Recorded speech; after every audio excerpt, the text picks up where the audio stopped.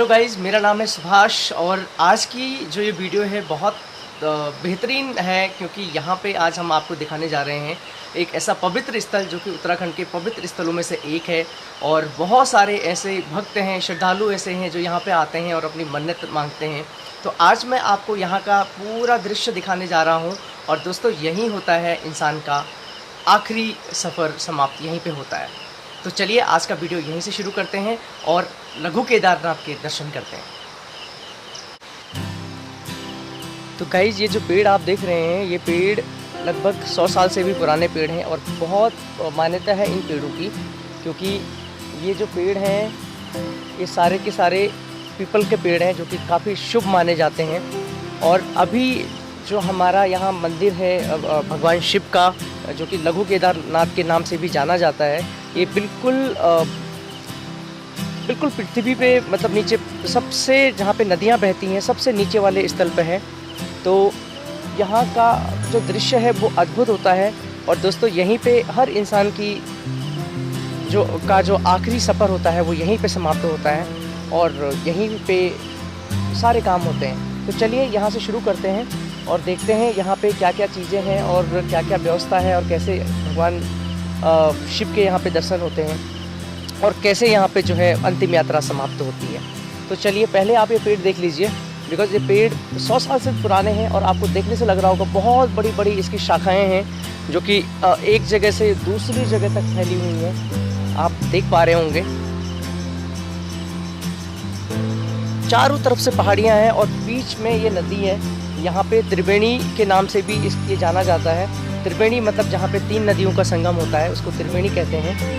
और यहाँ पे 3 नदियों का संगम होता है और इसीलिए यहाँ पे जो है हर इंसान की आखिरी जो सफ़र है वो यहीं पे समाप्त होता है। तो चलिए इस वीडियो को आगे बढ़ाते हैं।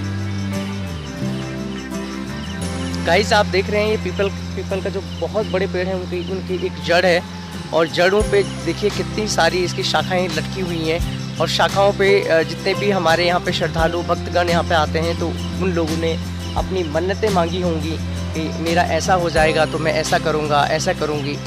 हमारे यहाँ पे ऐसा माना जाता है और इन चीज़ों पे हम भरोसा करते हैं। भगवान को हम भगवान से मन्नत मांगते हैं कि जो भी हमारे अधूरे काम हैं अगर वो पूरे हो जाते हैं तो हम आपके दर्शन हेतु फिर से आएंगे और आपके लिए यहाँ पे मतलब यहाँ पे भंडारा करेंगे या इस तरह की मतलब मन्नतें यहाँ पे रखते हैं। तो ये एक आम चलन है हमारे यहाँ पे और भगवान की इतनी भक्ति होती है, इसीलिए हमारे उत्तराखंड को देवभूमि कहा जाता है। और कुछ हो ना हो, हर 2 किलोमीटर 1 किलोमीटर 2 किलोमीटर के बाद आपको कहीं ना कहीं मंदिर देखने को मिलेंगे। और यहाँ पे हर किसी इंसान के पाप कटते हैं। इसीलिए मैं आपको कहता हूँ कि जब समय मिले अपने और अपने परिवार के साथ उत्तराखंड जरूर आइए। गाइस, ये जो आप मेरे बैकग्राउंड में देख रहे हैं यहाँ पे एक दूसरा बड़ा सा पेड़ है ये, जिसकी ये जड़ आप यहाँ पे आप देख सकते हैं कि जड़ें आपको दिखाई दे रही होंगी। और इसके जो नीचे वाला धरती वाला जो पोर्शन है उसको थोड़ा सा डेकोरेशन के लिए ऐसा किया गया है। आप पत्थर देख रहे होंगे, चारों तरफ से सीमेंट है और बीच में थोड़े पत्थर रखे हुए हैं ताकि डेकोरेशन में थोड़ा अच्छा लगे। और इसकी जो पीपल के पेड़ की जो इसकी जो शाखाएँ हैं बहुत बड़ी बड़ी मोटी मोटी शाखाएँ हैं और जो कि सीधे नीचे नदी में जाके गिरते हैं। तो एक बार आपको मैं दिखाना चाहता हूँ, आप इनका भी एक बार दृश्य देखिए।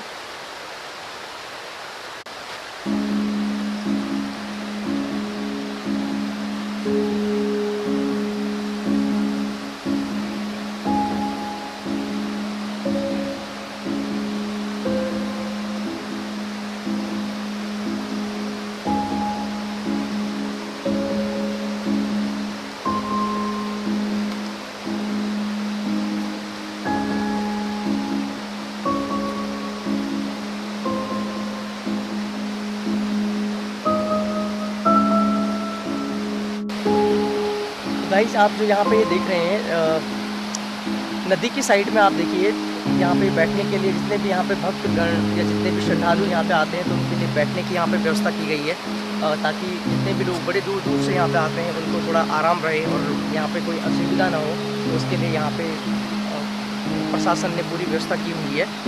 तो अच्छी फैसिलिटी है और सारे जो दुख दर्द हैं हमारे वो यहाँ पे आके समाप्त हो जाते हैं। क्योंकि ये जगह ही ऐसी है, पावन धरती है उत्तराखंड की।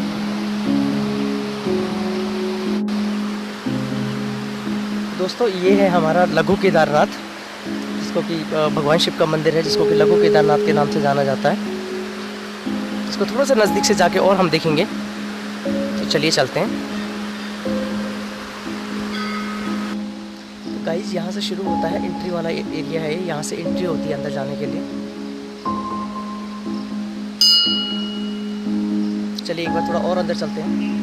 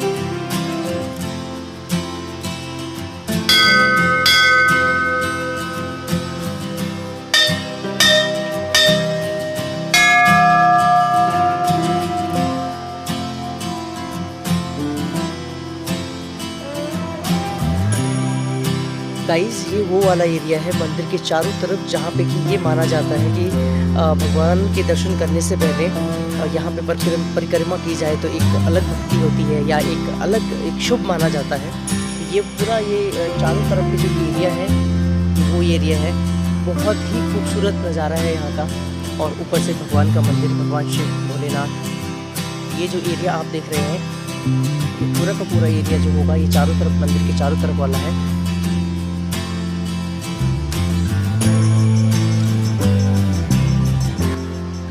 चलिए अब बारी आती है इंसान के अंतिम दर्शन की। तो गाइज आप जो ये देख रहे हैं ये पूरा मेरा बैकग्राउंड है, आगे का मैंने आपको दिखा दिया। और आपको अंदर तक इसलिए लेके नहीं गया क्योंकि थोड़ा सा मैं अनकंफर्टेबल हो गया था, बिकॉज अंदर कैमरा या रिकॉर्ड करना मुझे खुद अच्छा नहीं लगा, इसलिए बिल्कुल अंदर तक मैं लेके नहीं गया। आपने देखा कि वहाँ पे नंदी महाराज, जैसे कि आपको पता है कि शिव मंदिर में सबसे पहले आपको नंदी महाराज जी के ही दर्शन होंगे, और वहाँ पे और उसके अंदर हमारे भोलेनाथ का की प्रतिमा है या उनकी छवि है, जिनको कि हम भगवान शिव के रूप में देखते हैं। तो ये पूरा बैकग्राउंड आप देख रहे हैं बहुत अच्छा है। आप यहाँ पर अपना एक अच्छा समय स्पेंड कर सकते हो, जब भी मौका मिले एक बार इधर ज़रूर आइए। ये अल्मोड़ा का ही एक क्षेत्र है, अल्मोड़ा से ही सटा हुआ क्षेत्र है, जो कि सल्ट विधानसभा के अंदर आता है ये, और सल्ट के नाम से ये प्रसिद्ध है। तो जब भी आपको मौका मिले एक बार यहाँ ज़रूर आइएगा, और भगवान शिव के इस पावन धरती का जो है आप ज़रूर यहाँ का भ्रमण कीजिए। और यहाँ के माना जाता है दोस्तों कि यहाँ पे जितने भी लोग इधर आते हैं हर किसी के पाप यहाँ पे धुलते हैं। और एक बार चलिए अब आगे एक बार देखते हैं कि कैसे यहाँ पे इंसान की जो यात्रा है यहाँ पे समाप्त होती है। आप समझ रहे होंगे मैं क्या कहना चाह रहा हूँ। तो एक बार वहाँ के दर्शन करवाता हूँ आपको। और इसको त्रिवेणी के नाम से भी जाना जाता है, जैसे कि मैंने पहले आपको बताया, त्रिवेणी के नाम से भी इसको जाना जाता है, क्योंकि यहाँ पे 3 नदियों का संगम होता है। तो एक बार चलते हैं, और इसीलिए इसको शुभ माना जाता है। तो चलिए एक बार। तो गाइज आप ये देख रहे हो, अभी हम उस लोकेशन पे पहुँच गए हैं जहाँ पे कि 3 नदियों का संगम होता है, और उसमें से एक नदी आपके सामने देखिए, ये यहाँ पे आपको देखने को मिल रही होगी। और एक नदी का एक कोलाहल, एक शोर जो होता है वो आपको सुनने को मिल रहा होगा। यहाँ पे 3 नदियों का संगम होता है, और इसीलिए यहाँ पे इंसान की जो यात्रा होती है उसको अंतिम रूप देते हैं, और यहीं पे उनका पूरा क्रियाक्रम किया जाता है। तो ये नदी एक नदी है इधर से आ रही है, एक पहाड़ से ये नदी होके आ रही है। और चलिए मैं दूसरी तरफ भी आपको एक बार दिखाने की कोशिश करता हूँ। अब थोड़ा सा मैं इसको मूव करता हूँ और यहाँ से देखिए एक नदी ये लेफ़्ट साइड से आ रही है और एक नदी आपको बिल्कुल नीचे की साइड में आपको दिख रही होगी। मैं थोड़ा सा कैमरा को नीचे लेके जाता हूँ और यहाँ पे अगर आप देखेंगे तो देखिए एक नदी है इस साइड से आ रही है, दूसरे पहाड़ से होते हुए आ रही है। अगर आप थोड़ा ऊपर की तरफ देखेंगे तो शायद आपको देखने को मिलेगा, ये दूसरा पहाड़ है। यहाँ से इस पहाड़ से होती हुई ये नदी इधर को आ रही है।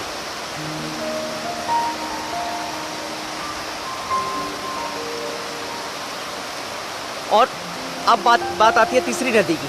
तो सामने जो आपको दिख रहा है, कैमरे को अप करना पड़ेगा नहीं तो कवर नहीं होगा, ये ऊपर वाला जो एरिया आप देख रहे हो, इस ऊपर वाले एरिया में आपको जो है ये देखिए उधर से भी एक नदी आती है। सामने आपको दिख रहा है, ऊपर एक रोड दिख रही होगी, उस रोड के नीचे से एक नदी ऊपर से आती है जो कि सामने जाके मिलती है आगे। और यहाँ पे होता है 3 नदियों का संगम। वो देखिए जहाँ पे आपको एक आदमी खड़ा दिख रहा है आगे, वहाँ पे आपको दिख रहा होगा कि ऊपर की साइड से भी एक नदी बह रही है। और इसीलिए इसको त्रिवेणी कहा जाता है, क्योंकि यहाँ पे 3 नदियों का संगम होता है। और दोस्तों ये जो सामने आपको दिख रहा है आगे, एक लेफ्ट साइड में देखिए आपको एक स्पेस दिख रहा होगा, राइट साइड में देखिए, सॉरी राइट साइड में आप देखेंगे तो वहाँ पे देखिए थोड़ा सा स्पेस आपको दिख रहा है। वहीं पे इंसान का अंतिम संस्कार वहीं पे किया जाता है।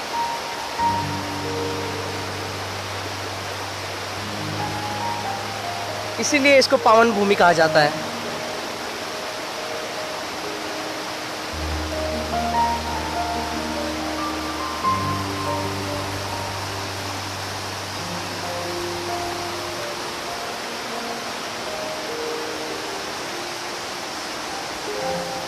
ये दूसरा वाला एरिया है जो कि मैंने आपको बताया, ये दूसरे पहाड़ से होके नदी आ रही है इधर से। ये देखिए दूसरा पहाड़ आ गया यहाँ से, क्योंकि यहाँ पे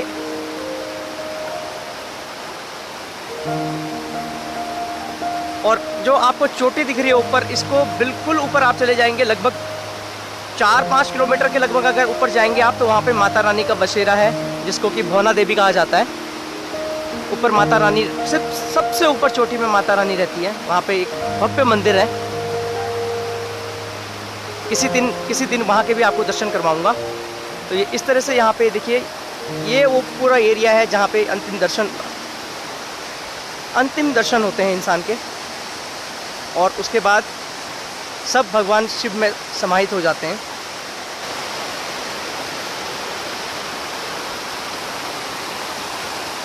ये दूसरा वाला हिस्सा आ गया।